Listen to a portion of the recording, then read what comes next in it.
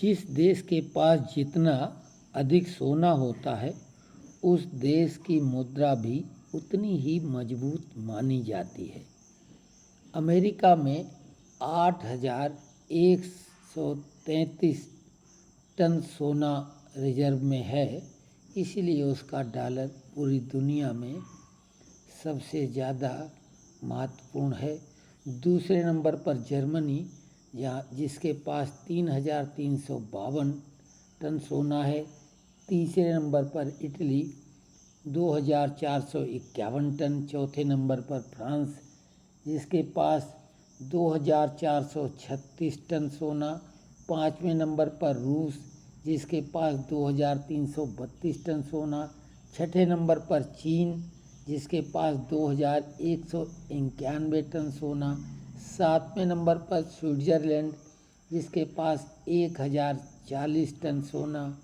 आठवें नंबर पर जापान जिसके पास 845 टन सोना। नौवें नंबर पर भारत है जिसके पास 800 टन सोना है। और 10वें नंबर पर नीदरलैंड है जिसके पास 612 टन सोना है। लेकिन भारत की गृहिणियों के पास जो सोना है अगर उसको मिला दिया जाए तो भारत में अमेरिका से भी ज़्यादा सोना है। हमारे यहाँ शादी विवाह में सबसे प्रमुखता से स्वर्ण आभूषण ही खरीदे जाते हैं जो कि 22 कैरेट के होते हैं। प्रायः सुनार लोग उसको 23 कैरेट बता के बेच देते हैं। तो हम आज आपको बताने जा रहे हैं 24 कैरेट सोना जो 999.99 शुद्ध होता है। और ये शुद्ध सोना अब तो सोने के सिक्के में प्रमाण पत्र के साथ मिलते हैं, लेकिन जो सोने के बिस्किट जिन्हें कुछ लोग ईंट भी मानते हैं 999.99 उसमें मार्किंग होती है, वो शुद्ध 24 कैरेट के सोने होते हैं। तो प्रति 10 ग्राम रुपयों में हम कीमत 47 से बताने जा रहे हैं। 1947 में आज़ादी के भारत में 88 रुपये प्रति 10 ग्राम शुद्ध 24 कैरेट का सोना था। ये 88 रुपये कुछ पैसे हम आपको राउंड में बता रहे हैं, लेकिन इसके साथ पैसे जुड़े हुए हैं वो हम कभी डिटेल में बाद में बताएंगे। 1948 में 95 रुपये, 1949 में 94 रुपये, 1950 में 99 रुपये, 1951 में 98 रुपये, 1952 में 76 रुपये, 1953 में 73 रुपये, 1954 में 77 रुपये, 1955 में 79 रुपये, 1956 में 90 रुपये, 1957 में 90 रुपये, 1958 में 95 रुपये और पहली बार सोना 100 रुपये को क्रॉस किया 1959 में 102 रुपया, 1960 में 111 रुपया, 1961 में 119 रुपया, 1962 में 119 रुपया, 1963 में सोना फिर 100 रुपये के नीचे आ गया 97 रुपये, 1964 में 63 रुपये और ये सबसे सस्ता सोना आज़ादी के बाद का है।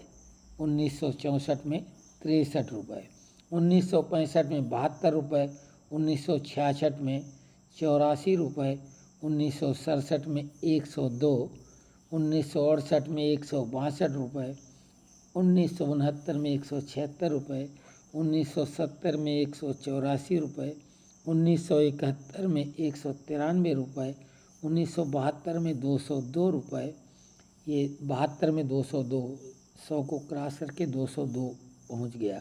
1973 में 278 रुपये, 1974 में 506 रुपये, 1975 में 540 रुपये, 1976 में 432 रुपये, 1977 में 486 रुपये, 1978 में 685 रुपये, 1979 में 937 रुपये, 1980 में 1330 रुपये, 1981 में 1800 रुपये, 1982 में 1645 रुपये, 1983 में 1800 रुपये, 1984 में 1970 रुपये, 1985 में 2130 रुपये, 1986 में 2140 रुपये, 1987 में 2570 रुपये, 1988 में 3130 रुपये, 1989 में 3140 रुपये, 1990 में 3200 रुपये, 1991 में 3466 रुपये,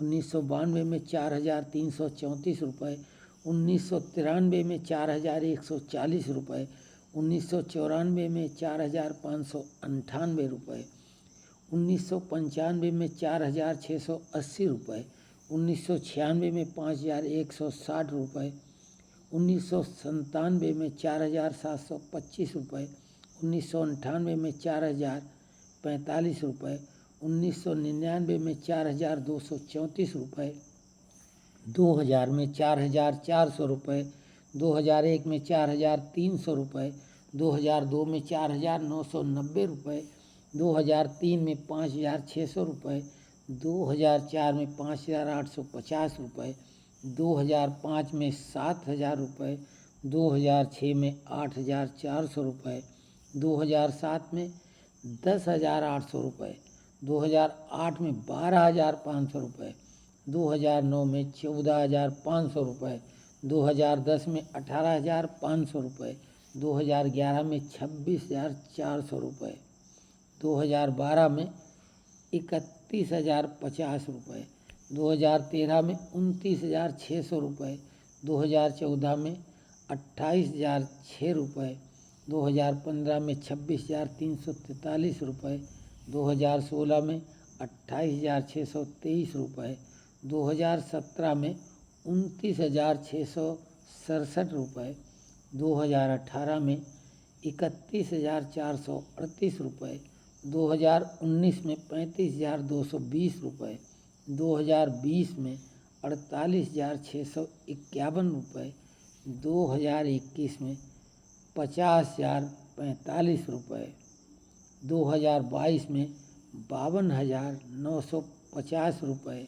2023 में 62,500 रुपये और 2024 दिनांक 20 सितंबर 2024 को 75,000 रुपये। और ये जो 2023 और 2024 का अंतर है, ये 20% से भी ज़्यादा की वृद्धि केवल एक साल में है। इतना तो शेयर मार्केट में भी अधिकांश शेयरों में वृद्धि नहीं होती है। तो ये सबसे ज़्यादा वृद्धि 23 और 24 में है। निकट भविष्य में 1 लाख को टच करने में अब ज़्यादा समय नहीं लगेगा। तो ये जानकारी हमने आपको एक औसत प्राइस के हिसाब से दी है। ये गूगल पर भी उपलब्ध है और ये बिल्कुल एथेंटिक विश्वसनीय आंकड़े हैं। आप इनको कहीं कोट भी कर सकते हैं। आगे हम अगले वीडियो में आपको 171 साल का यानी 1853 का भी रिकॉर्ड देंगे। 47 तक का रिकॉर्ड दे चुके हैं और 47 के पहले का रिकॉर्ड देंगे। तो 171 साल का रिकॉर्ड देंगे। इस रिकॉर्ड को हमने आज़ादी के बाद का बताया। अब आज़ादी के पहले भी 100 साल का रिकॉर्ड हम आपको उपलब्ध कराएंगे। जिन लोगों को सोना, स्वाभाविक है सभी को सोना पसंद है, तो ये सोने के बारे में जानकारी। आगे हम चांदी की भी जानकारी देंगे। चैनल को सब्सक्राइब करें, लाइक करें और कमेंट्स में लिखें कि क्या जानकारी आप चाहते हैं।